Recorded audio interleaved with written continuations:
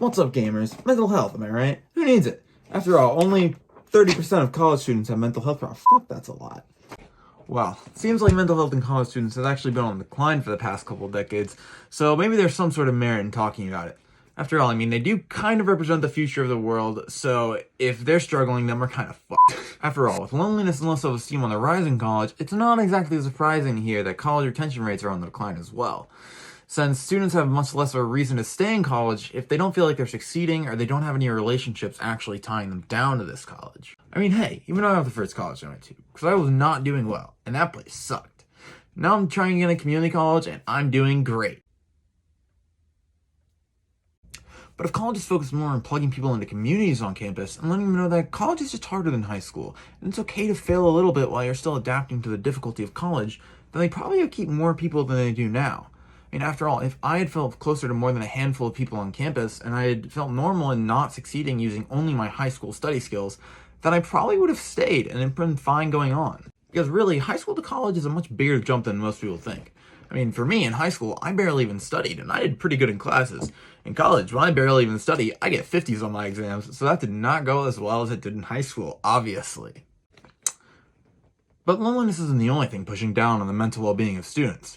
Because society. I mean that literally. In one study, college administrators found that mental health issues in their students stem from psychological differences compared to generations prior. These differences are caused by the difference in their upbringing, and as well as general societal pressures placed on them, such as the need to succeed ingrained in them by their parents, as well as just the world around them. This also has wider-reaching implication than just for college students, because, contrary to popular belief, mental health issues don't just disappear when you graduate college. Instead, it means that mental health issues are actually on the rise for the general population as a whole.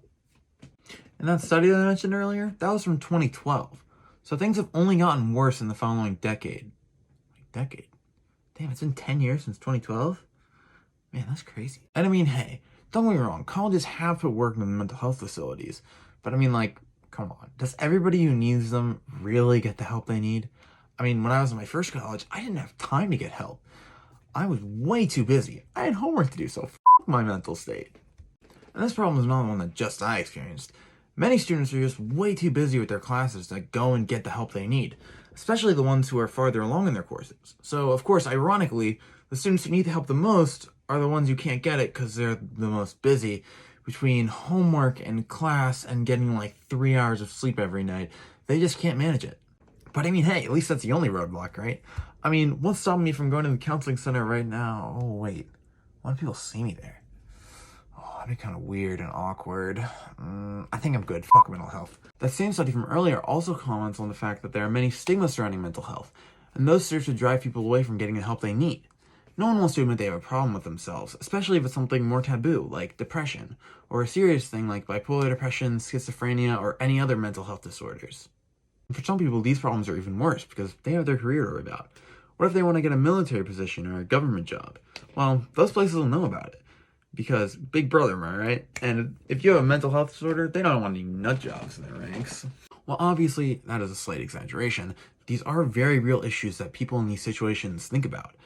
One study found that out of a large number of groups polled, military personnel were the least likely to go back after one therapy session for those reasons listed. They are worried about how it might affect their career moving forward and if that might stop them from getting positions in the future.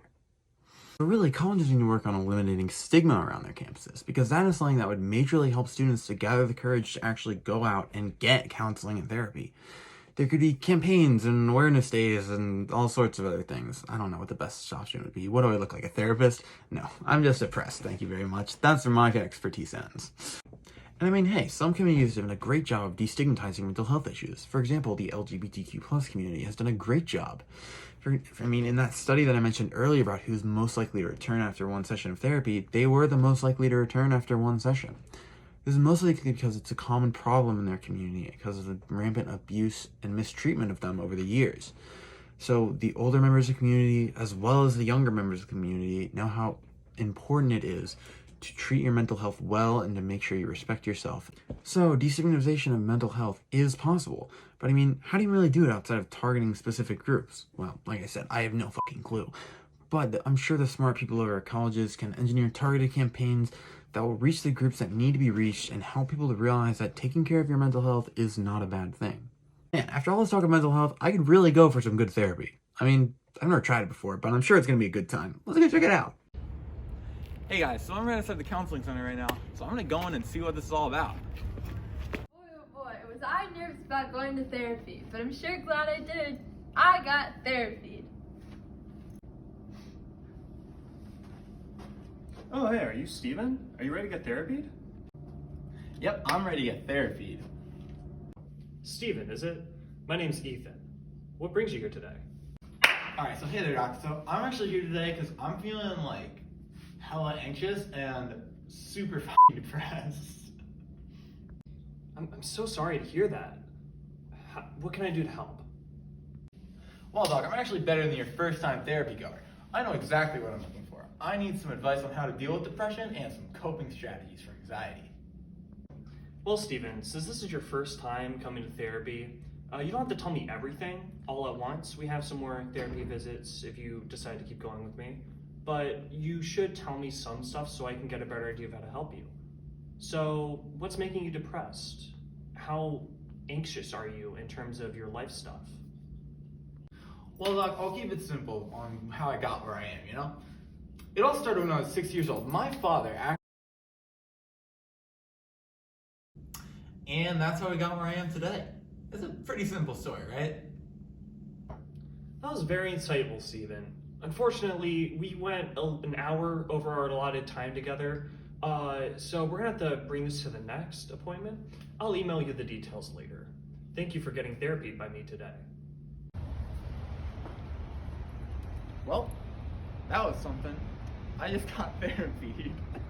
Well, that was fun. I feel like I got a lot done in that therapy session. Man, I really hope that more people go to therapy soon. You know, if the stigma goes away or anything like that. But that's on you, colleges. It's all in your court, man.